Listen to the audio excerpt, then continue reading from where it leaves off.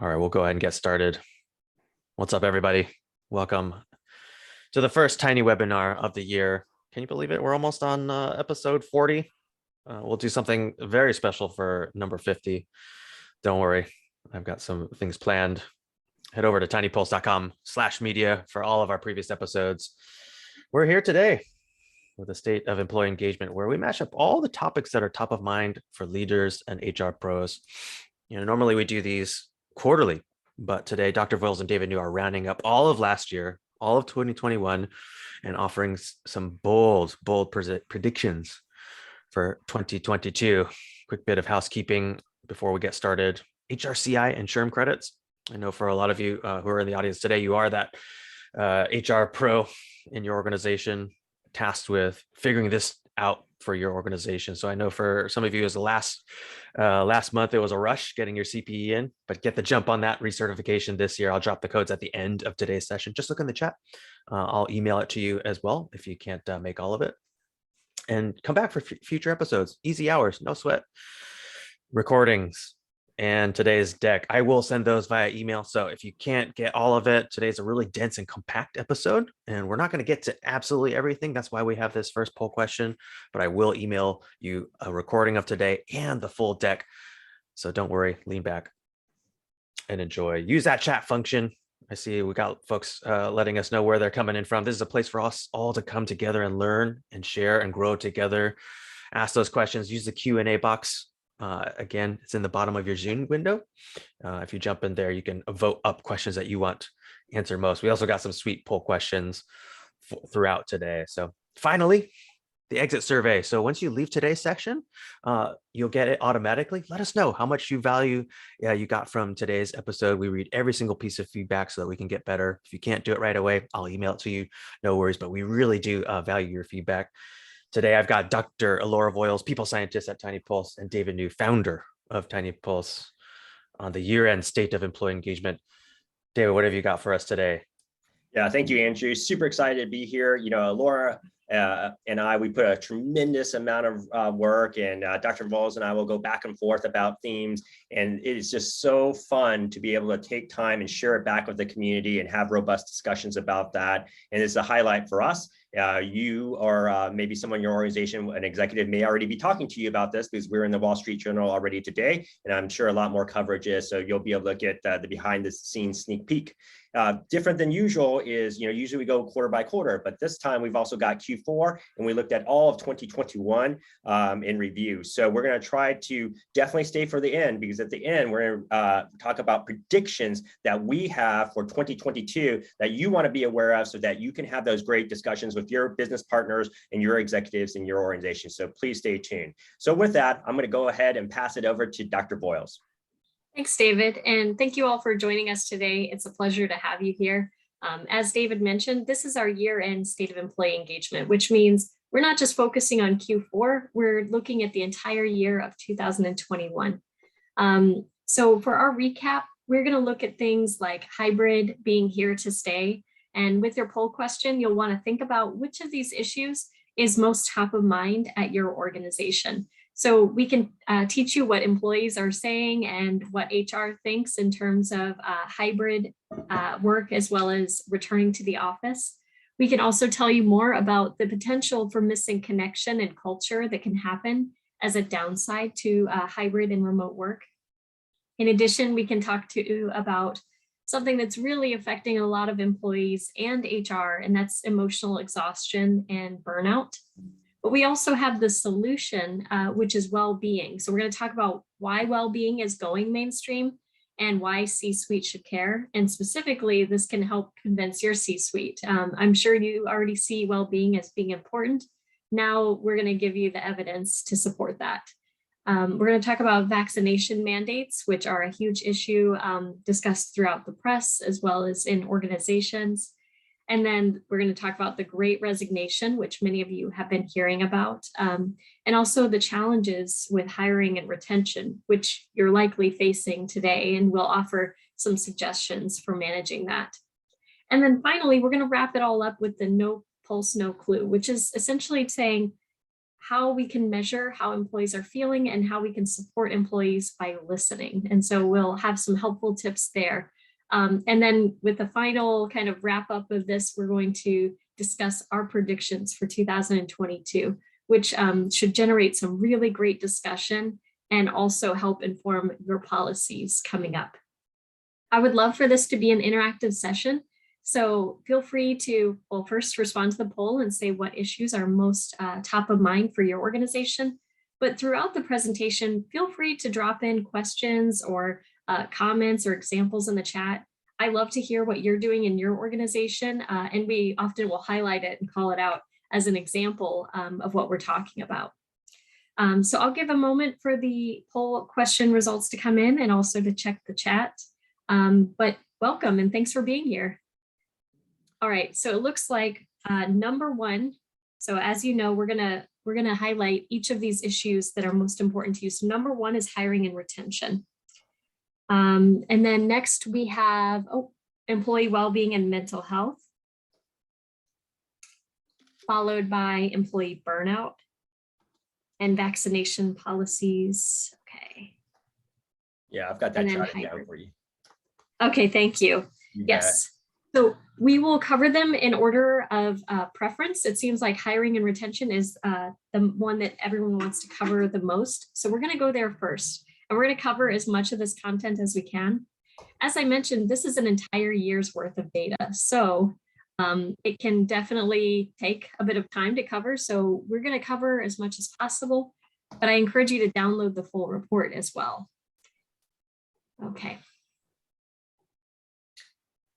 So there's been a lot of talk about the Great Resignation and the challenges that are coming with both hiring new employees and also retaining current employees. So we'll start off first with some of the feelings that both employees and HR are experiencing. Something shocking that we found was that 1 in 5 HR and business leaders believe that no one wants to work. So you probably heard some of that discussion around, no one wants to work these days. And we wanted to investigate how this was affecting HR and employees. We found that HR more commonly held this belief compared to employees. And we dug a little bit deeper to understand where this is coming from. And we found that HR leaders and business leaders who said that no one wants to work also reported they were having a lot more challenges in hiring. So they were having these challenges with hiring and also believing that no one wants to work. Now, it could work one way or the other. It could be that they're having these challenges of people not applying for jobs and kind of getting discouraged. And that could lead to this feeling of, hey, no one wants to work. Or it could be the other way around, and that they believe no one wants to work and just don't want to or don't feel the motivation to put in the effort. I suspect it's kind of working both ways. You are putting in a lot of work and not getting a lot of response, and it kind of contributes to this feeling of no one wants to work, which is pretty demotivating. And in the current hiring environment, we're up against a lot of challenges. So into the question of how hard is it to fill open roles, when we asked HR and business leaders, they said it is harder to fill open roles compared to a few months ago. So I would love to hear from you. We've just dropped in a poll question. Compared to 3 months ago, how hard is it to fill open roles?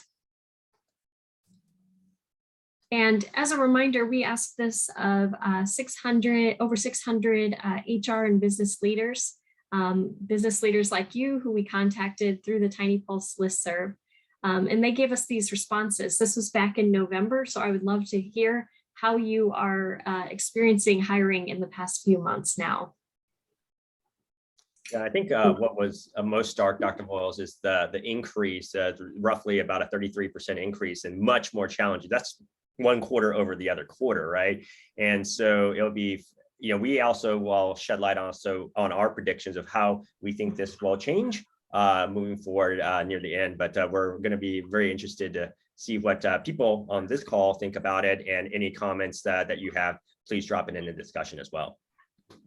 Absolutely. And if you look to the left-hand side of this chart, the light blue is Q4 HR. So this is most recent. Fewer than 11% said that it was less challenging. And so we are very much trending towards it's much more challenging almost for everyone. We had 21% about saying that it's the same, but more than anything, it's HR and business leaders reporting it's more difficult. And this indicates a pretty clear trend. If you look at Q3, which is in the dark blue, we weren't leaning quite so hard onto the more challenging. So it'll be interesting to see what you all have to say about now. It seems that you're mirroring it pretty closely. 15% of you say it's much more challenging. 33% say it's more challenging. 44 are the same, and only 7% say it's less challenging. No one says it's much less challenging. Yeah. And then Kristen also wrote in the chat that less people applying for our jobs. When they do apply, they may not show up for the interview or do not stay more than 1 month, which is, we've heard that quite a bit, haven't we, Dr. Voyles? We have, and actually, Kristen, you hit on actually what our next chart is all about. We wanted to target what the current hiring challenges are. And Kristen, you listed them pretty much. Lack of response to job posts was #1 in terms of the challenges. You also mentioned that they quit shortly after hire.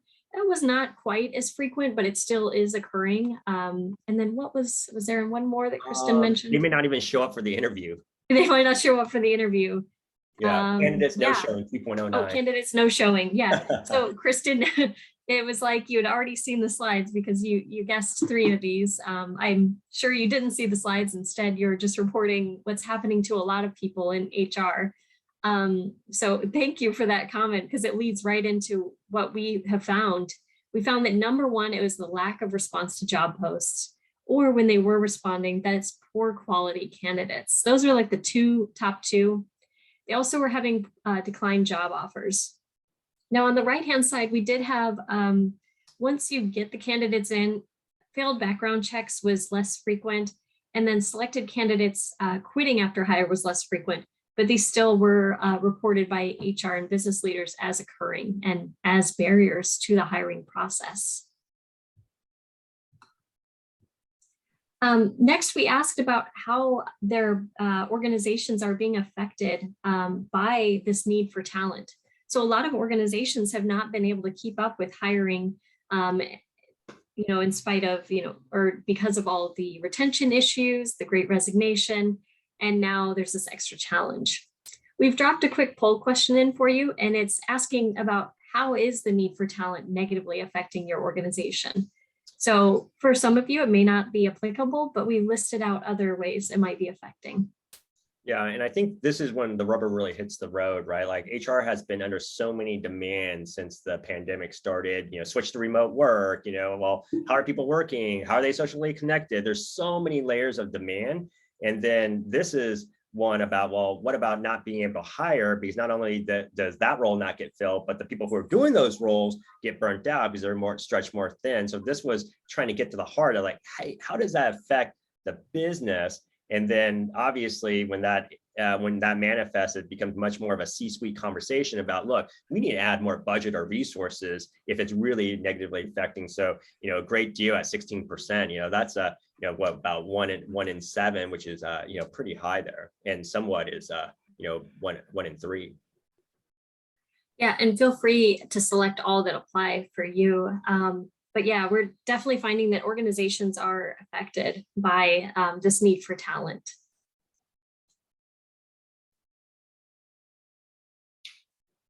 Okay, and this is what we found in our previous poll as well. Current employees are overwhelmed. So because there is this shortage of talent, extra responsibilities are being put on the employees who are currently at the organization. I want to warn you, though, that doing this too much in the long run can lead to burnout in your existing employees, and they may be more likely to turn over, which will make your problem worse. So definitely be aware of placing too many demands to make up for this talent shortage. Let's see, business expansion is limited as well. Tasks and work are just not being completed for some.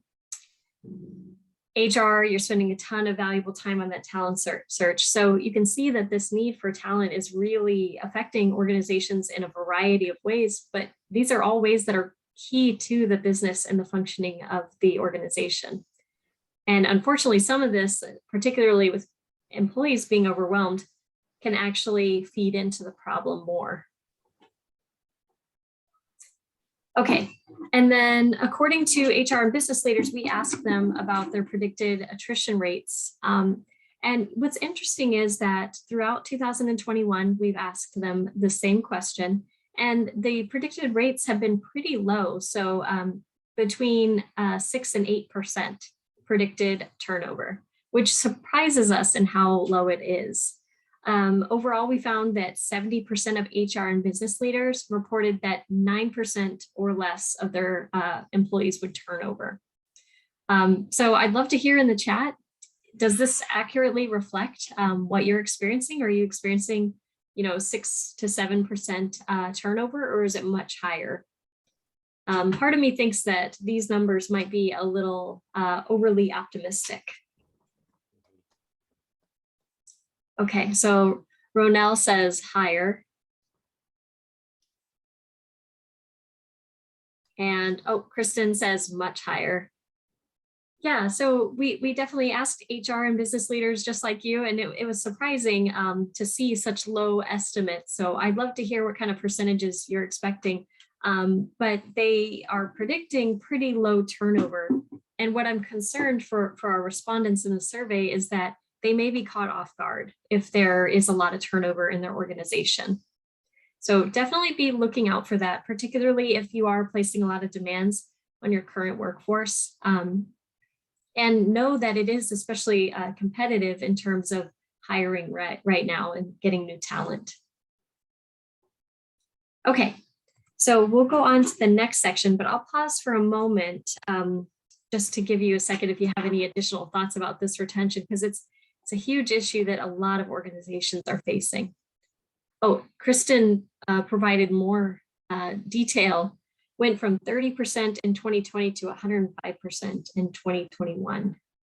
And, Kristen, thanks for sharing on that front. And I really empathize, because that's basically like everyone who starts at the beginning of the year, look around at the beginning of the year, no one's around, right? It entirely turns over. The demands and stress, the institutional knowledge, the client relationships, all those things, the process, little shortcuts are lost.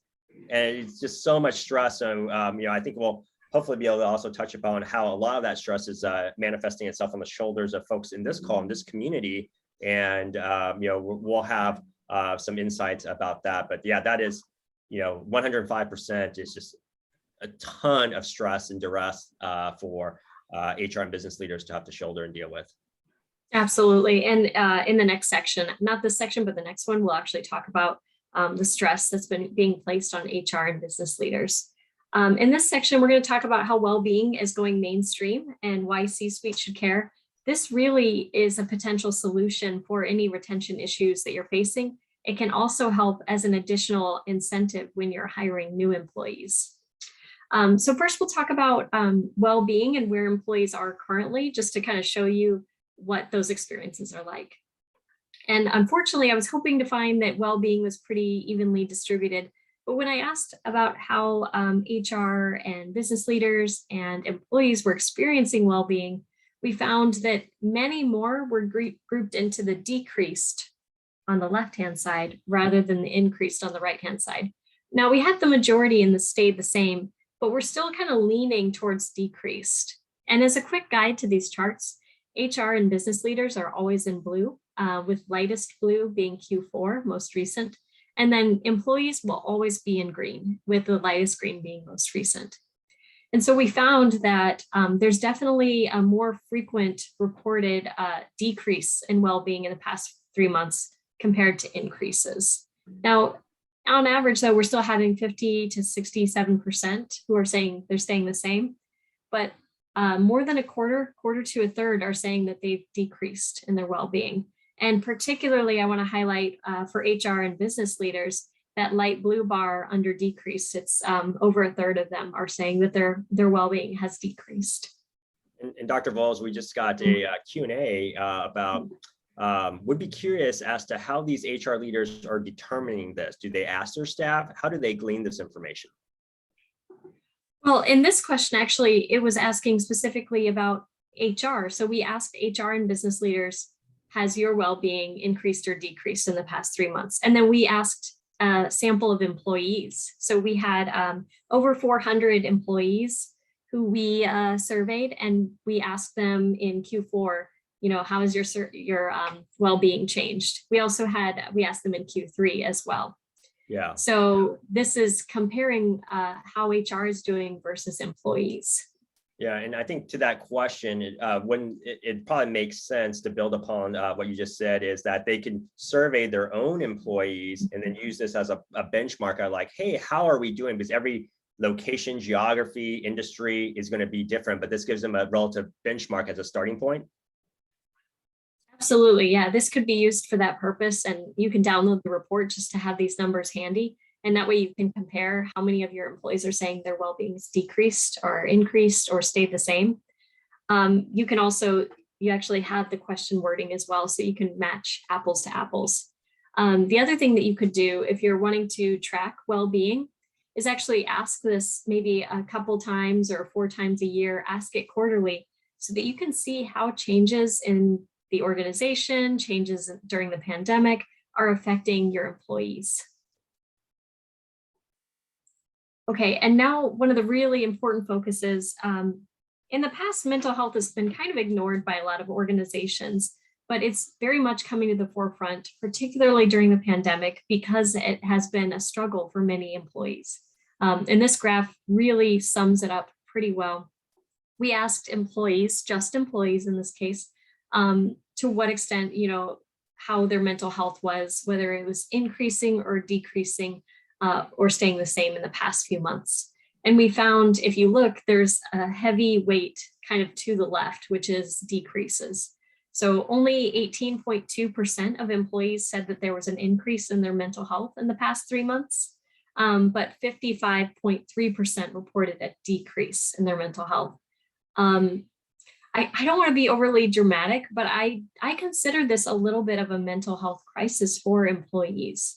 I think it's something that business leaders really need to watch out for, because it's silent too. A lot of times HR and business leaders may not even be aware of these issues.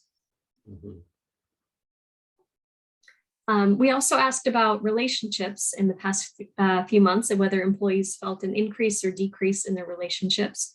And we found that it also leaned towards decreasing. And so this means that a lot of employees are not receiving the same valuable support at home or outside of work that they have in the past. And so one thing that workplaces can do is support employee well-being and provide some additional kind of support and connection with employees to help with this gap that they're experiencing, which is likely pandemic related. So 40.3% of them reported a decrease in the personal relationships, and only 25.7% reported an increase. So kind of painting a picture that I didn't expect it to be this bad when I actually, wrote these questions and collected the data. But then upon analyzing it, I definitely found that employees are struggling more than we expected. We did ask about personal finances as well, because that's a key to well-being. We found a pretty even distribution here. So I would say this is not crisis mode. We found about a third reported they were decreasing, about a third reported they're staying the same, and about a third reported increasing in terms of their personal finances. And so this indicates over the past few months, there's no trend leaning to decrease or increase. It's kind of affecting everyone a little bit differently. I'll pause for a second so we can check the chat and make sure we've got everything. One that came in was, how can we help with mental health issues, right? So I don't know if you want to discuss it right now, Dr. Voyles, or if you want to discuss it when you also talk about the next pillar and then wrap it up there. Yeah, was that an anonymous question? Yeah. I want to praise whoever asked that question, because it's so important. And I think a lot of HR and business leaders aren't yet equipped to do it or don't know how, because it's something that organizations haven't commonly done in a significant way in the past. Let's go ahead and get into it now, but we might kind of go over it some more as well. Okay. There are a lot of ways. I think providing good insurance for employees and ensuring that there's mental health care available to them. That's one way. Another way would be EAPs. So making sure that employees are aware of those programs and what those programs can offer. Another way is ensuring that employees feel connected and have a positive work environment. So they have managers and teams who they work well with. Another way would also be educating employees about mental health issues. So doing webinars, talking about how to manage stress, for example. But I would caution you, don't only do that way, because in the past, some organizations have done this where they do like a stress management webinar, and that's really just a Band-Aid. It's important to get at the center of the issues. Those webinars and the educational materials can be helpful, but there needs to be a holistic approach. David, what else do you think? Yeah, of course, I agree with you that, this tsunami of mental health challenges will only get louder. And, especially if you're a parent, and we've seen the disruptions in our kids' school schedules, like my own kids. I think that's exactly why, our parent company, Limeade, they focus on doing this, right? Giving the information, surveying to figure out where folks are, and then having customized programs like not only stress management, but meditation, how to get to it, and all these other exercises. So yes, I think there's a lot of organizations out there trying to take different approaches about it. But I think the main thing is that I've seen, when I talk to companies and been doing my research, this rise, and that this is the conversation that's being talked about in the C-suite, and budget and prioritization is being put there. So it's not just on the shoulder of like people coming to HR and HR just saying, hey, EAP this, EAP that. There's much more. And I think that's some of the stuff that we'll also be covering a little bit later on, especially if you're a smaller company. You don't have the resources of like a Microsoft to offer, a whole cornucopia of opportunities that employees can avail themselves of. So I think we're going to talk a little bit more about that as well. Yeah, we absolutely will. And to David's point, I think a lot of those programs can support maintaining employee mental health before it becomes to that crisis mode. So I think it is important to have those kinds of programs in place.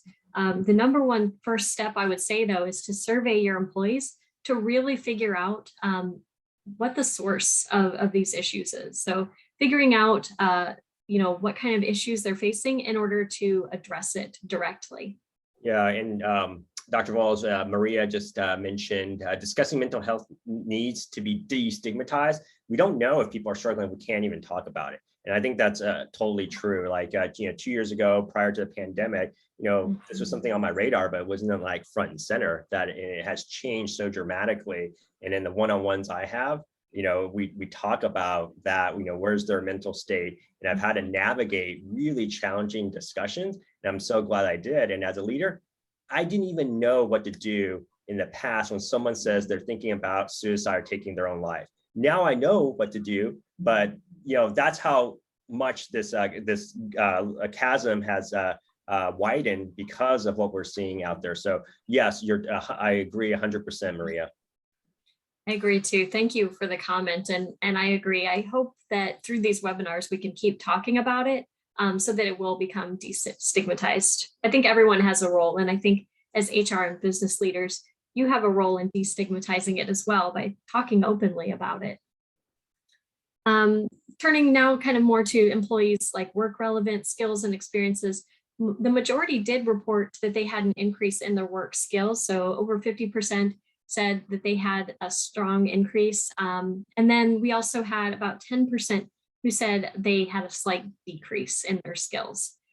So overall, they indicated that they stayed the same or had a strong decrease. Just a few reported a decrease.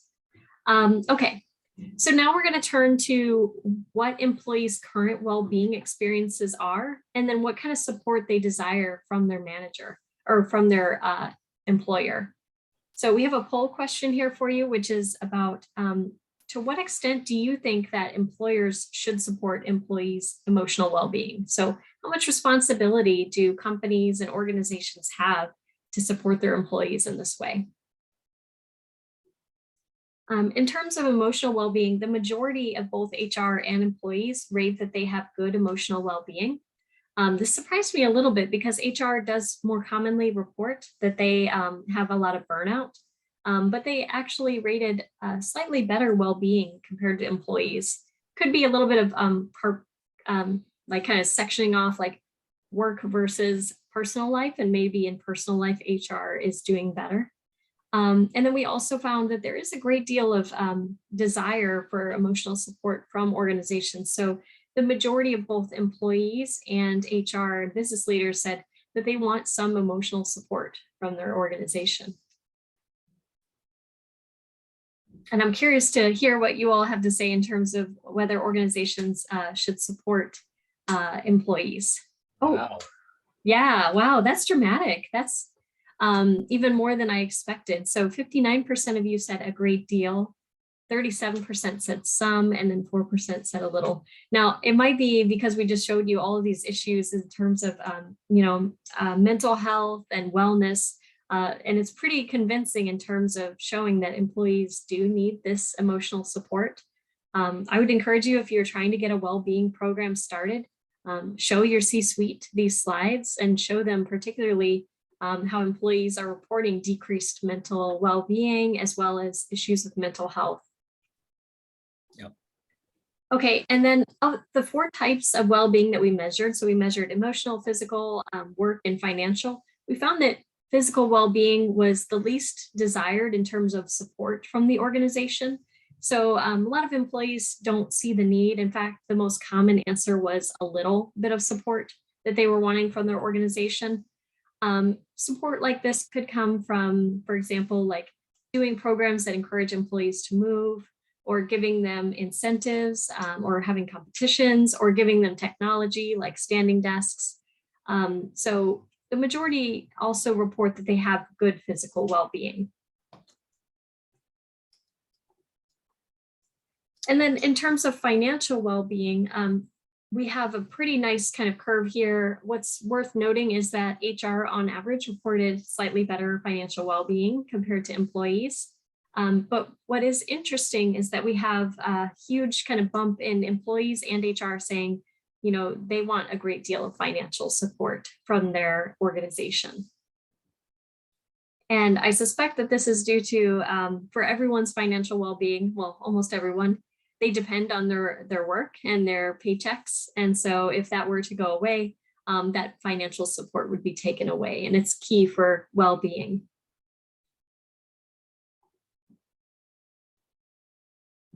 Okay. And then finally, in terms of work well-being, we have pretty even distribution among HR and employees and their reported work well-being. They were equally matched, so HR isn't better than employees in this way, they're equal.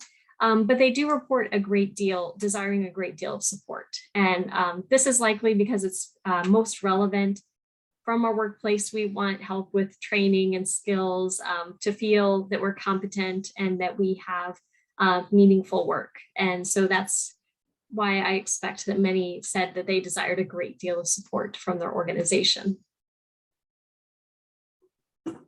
Okay, now we're going to go on to the emotional exhaustion and burnout section. Here we are. And this section really covers what employees are experiencing as well as HR. And to kind of give it away, as our title does, throughout the year of 2021, we tracked it and we found that HR reported significantly more burnout and more emotional exhaustion compared to employees. So first, we asked about a variety of employee experiences that are typically negative, such as emotional exhaustion, burnout, organizational commitment, and barriers to performance and difficulties with adjusting to remote work. Overall, among both HR and employees, as a reminder, HR is in blue, employees are in green. We found that HR and employees reported burnout and emotional exhaustion most frequently out of these experiences. We also found that employees did report from Q3 to Q4 a slight increase in their emotional exhaustion. We also saw a slight increase in emotional exhaustion for HR as well. It's worth noting that you don't have to worry so much about difficulties with adjusting to remote work. That was the lowest rated in terms of those experiences. So many employees are not struggling with this currently. So I would say this doesn't have to be on your radar as much as burnout and emotional exhaustion should be.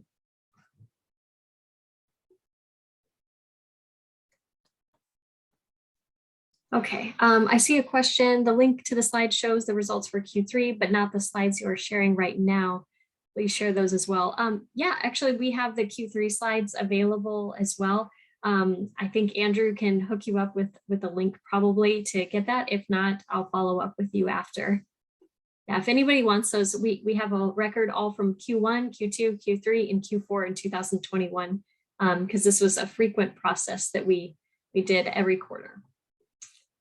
Okay, and now we really zoomed in to understand how employees in HR were experiencing burnout, languishing, managing, and flourishing. So in this poll question, you'll see that we're asking about which descriptors explain your current state. This was developed by Adam Grant, who is an industrial organizational psychologist. And for burned out, that's kind of feeling that mental and physical feeling of being drained. Languishing is like muddling through, like you're going along, you're doing what you're supposed to, but you don't feel great and you don't feel passionate. Managing is you're staying on top of it, but you're not quite reaching like peak levels. And then flourishing is where you're really having that sense of meaning, mastery, and just mattering to others and that your work matters. So go ahead and select which current state of being best sums up where you are right now. Dr. Voyles, we talked about not only is there absenteeism from burnt out, but another twin evil is going to be presenteeism when you're there, but you're like not fully engaged. Would you say that falls into the languishing bucket? Yeah, I would say absolutely.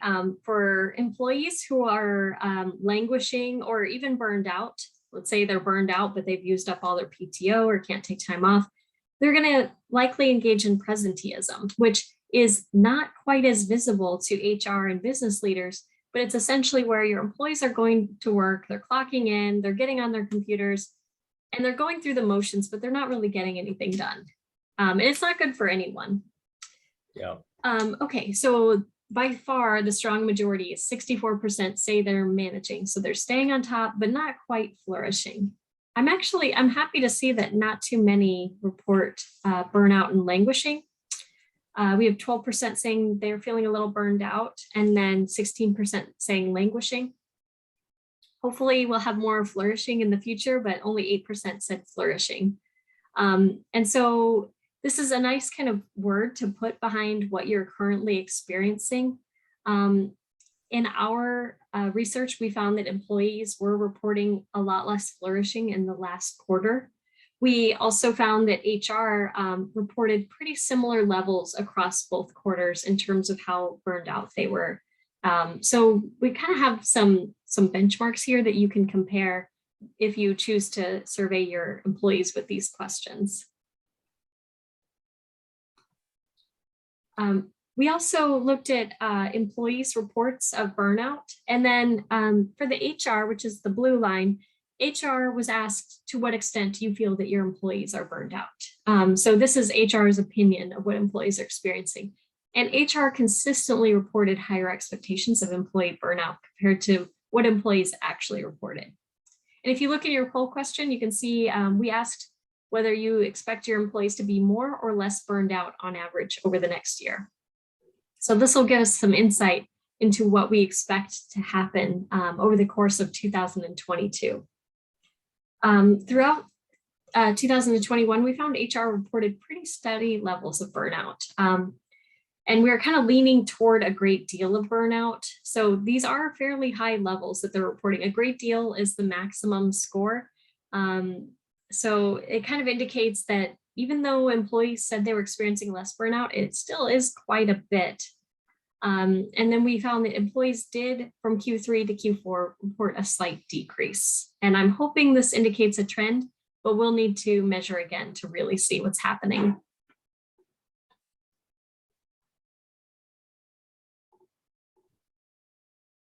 Okay, so the majority say stay the same, that's 52%. But then in a close second, 39% say that employees will be more burned out. And then 9% say less burned out. Yeah, it's like almost 4x higher that they're going to get worse being more burnt out than less burnt out. Yeah, so this is certainly something to watch in 2022, especially when you're making policies, strategizing, and determining budget and how you want to spend time, is really prioritizing employees and making sure that you're supporting them so that they don't get to this burnout level. And importantly, supporting yourselves as well, and like making sure the organization supports you. Because on this slide, and consistently so throughout 2021, we did find that there were significant differences with HR and business leaders reporting a lot of more burnout than employees. In fact, we had 95% of HR and business leaders reporting at least some degree of burnout, whereas, around 80% of employees were reporting some degree of burnout. And this was a statistically significant difference. And Elora, one of the questions that just came through is, in your research, did you make any correlation to burnout for high performers? In times of need, we tend to lean on them more frequently than low performers. That's a really astute kind of observation there. I think you're absolutely right, is that people, especially when high performers are doing well, you ask them to do more. And one of the things I'll also point out is that engagement can sometimes be a precursor of burnout. The more engaged and active an employee is, the more they can be at risk of burnout because they're giving so much.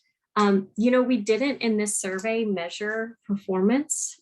And unfortunately, it's hard to get objective performance, but we could measure their perceived performance, which I just made a note. Sorry, my cat's sneezing. I just made a note that I'm going to in Q1, we're actually going to ask about perceived performance to see if we can connect these two. And on that note, I think whoever brought that up, to your point, it's a fascinating question. Drop in the chat. Let us know how you feel about that. Do you feel like you're asking more of your hypos, and are they being more burnt out because they're just asking too much? And everyone's got this limit that, and then obviously when our stars leave, it can be debilitating to the organization. So yeah, drop in the chat, please. Yeah, and then we also looked at the difference in men and women. We found that women also reported significantly more burnout. And initially, I thought this might be because more women are in HR, that was what was driving the effect with HR being more burnt out. That was something unique to women's experiences. But that wasn't the case. When I looked at the employee sample and the HR sample, there were roughly 64% of women in both samples. So it's not something that's driven by the gender differences, but it is occurring. So women are experiencing more burnout, but also HR and business leaders are experiencing more burnout. My private theory, which I haven't tested, but I would like to, is that a lot of times women are expected to do more emotional labor and more caring and supporting for other people, which is what HR also has to do as part of their role. And that's what could lead to more burnout. And that actually leads us into this, my theory kind of fits with this idea of experiencing empathy fatigue. Empathy fatigue is when you're experiencing emotional and physical exhaustion that's caused by having to care for and about other people. It can be very draining to constantly feel this empathy and have to support other people. So we dropped a poll question to ask, to what extent are you experiencing empathy fatigue? And the definition is on the top left of the slide if you need a refresher. And one of the reasons why Dr. Voyles and I love doing these tiny webinars with this tight community that we have here is, someone just mentioned something that we're going to ask about hypos, and we're going to try to build it into the Q1 assessment. This was something that was brought up in Q3. about, oh, this notion of empathy fatigue that we're seeing creep into the popular media. So yeah, we decided that we were going to research it. And then it came out this amazing normal distribution looking graph. So we'd love to see what you folks think. And then I'll pass it back to Dr. Voyles to talk about some of the insights that we gleaned from this as well. Yeah, so drop kind of where you're feeling in terms of empathy fatigue. For our survey, we did find that 9 out of 10 HR and business leaders reported some level of empathy fatigue. So it could range from very little, but it could go all the way up to a great deal of empathy fatigue. We also found that employees did not report it as frequently as HR did. So this is something that's a little bit more unique to HR. And your findings pretty closely mirror what we found, actually, with the pretty normal distribution, except no one responded, not at all. Everyone's got some experience of empathy fatigue. I'm curious if you're willing to share, drop in the chat, what do you think the source is for that empathy fatigue? What is it, in your daily duties or your work or experiences that is leading to experiencing empathy fatigue?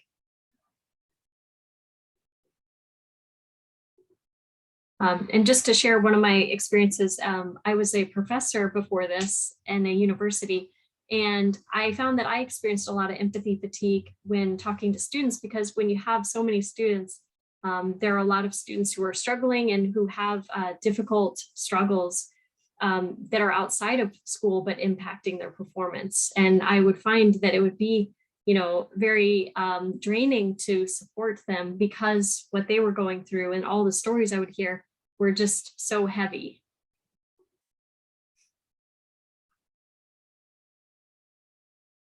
Yeah, so juggling home responsibilities can be a piece of it. Mm-hmm.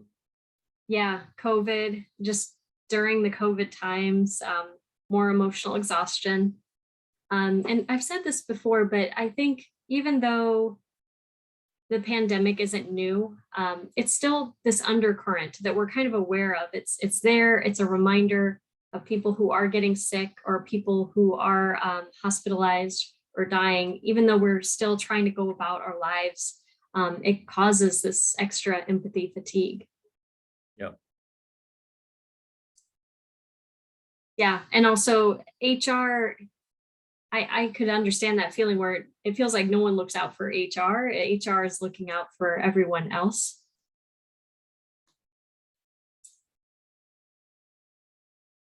Absolutely, yeah. And we're seeing just kind of having this bigger emphasis on empathy can kind of drain you.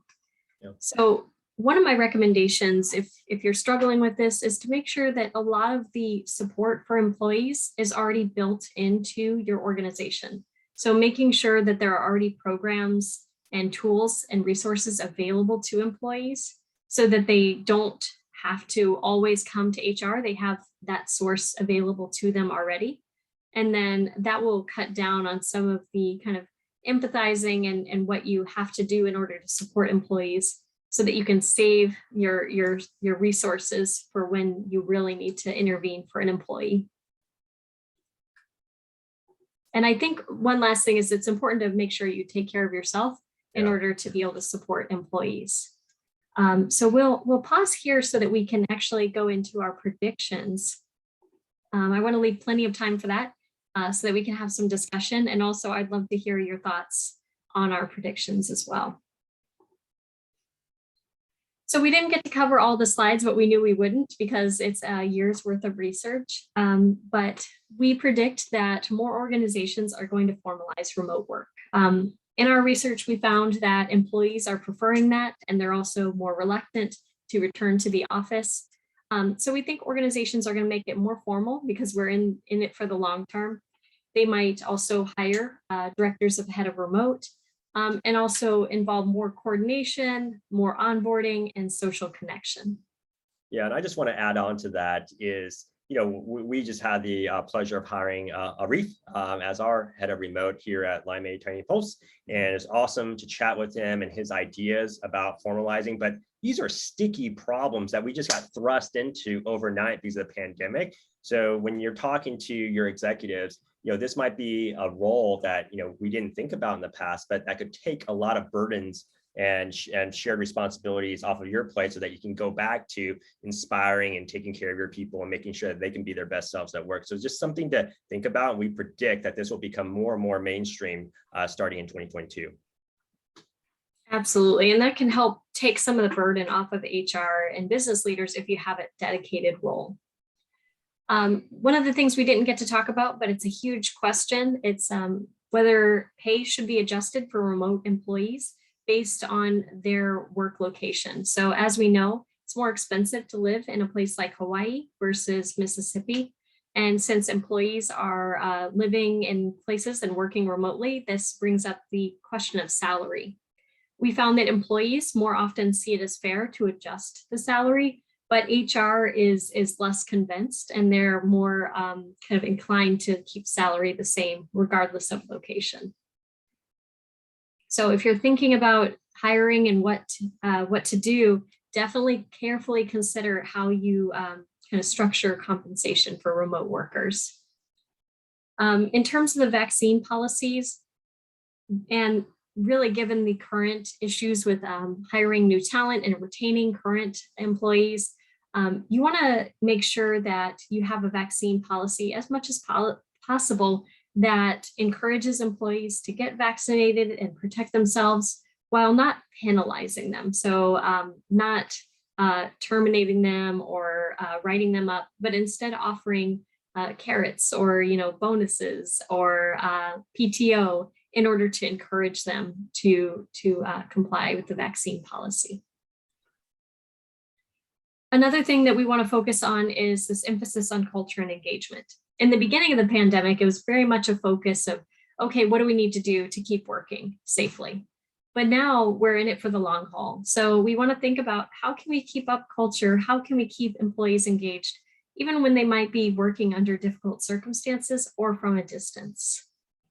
This will also help with retaining current employees and hiring new employees. Oh, real quick, Christina, PTO, paid time off. So just like a holiday or vacation time, a commonly used phrase here in the US. Yeah, a lot of organizations have, for example, if employees get their vaccination, they get 8 hours of PTO. So they get paid time off as an exchange. Hiring will remain challenging into 2022. I wish I had better, easier news, but I think there's going to be a continual challenge with COVID and employees really seeking more opportunities.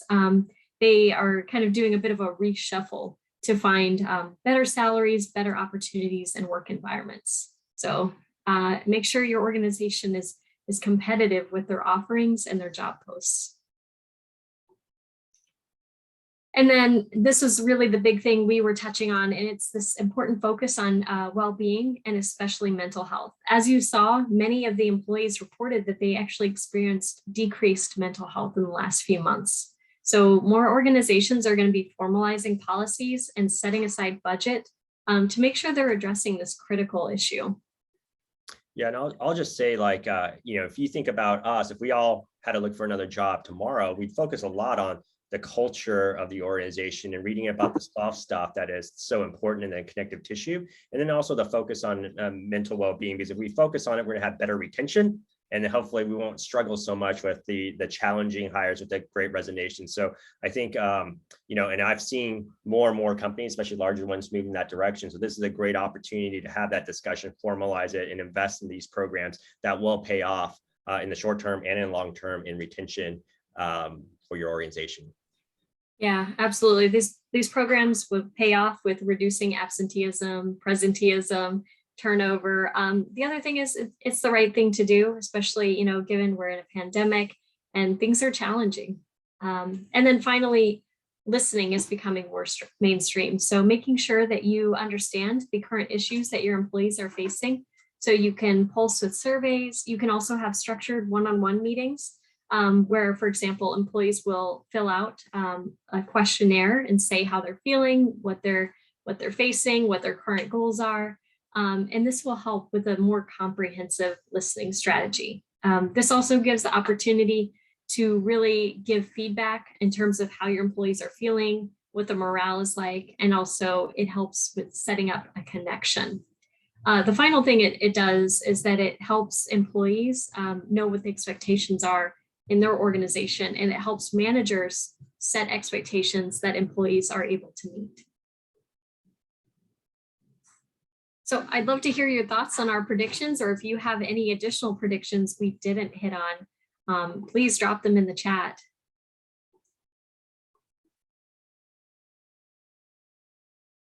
And we'll give it a second. And then lastly, we'll just do a quick recap.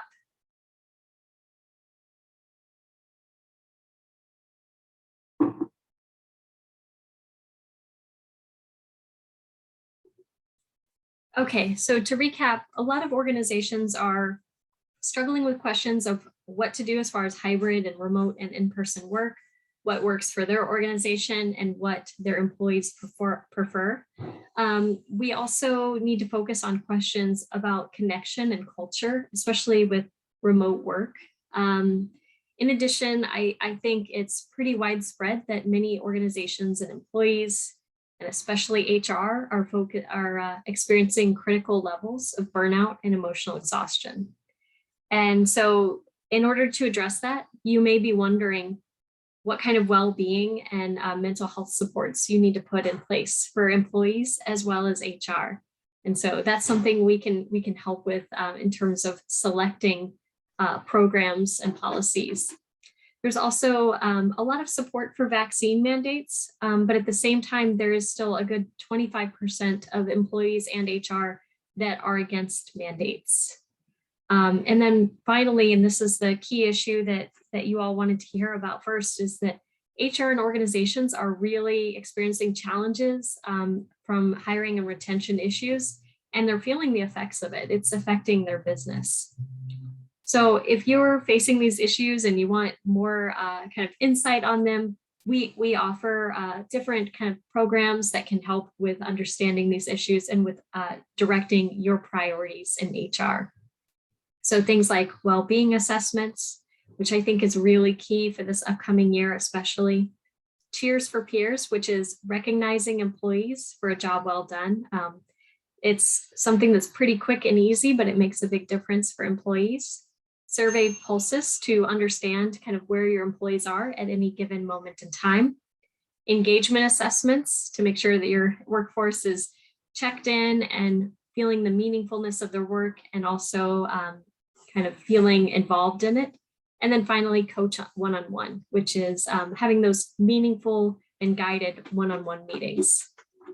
Yeah, I think someone asked earlier, how do I understand how the state of well-being at my company?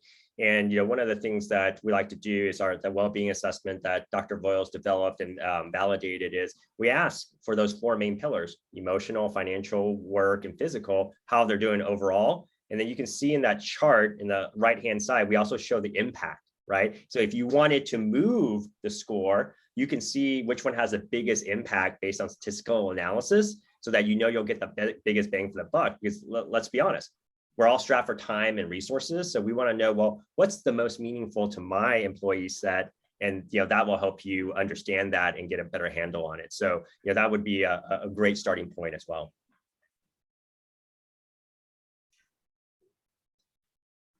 Okay, so I see that Andrew just dropped in the SHRM and HRCI credit, and oh, there's Andrew. I'll let you wrap it up, Andrew.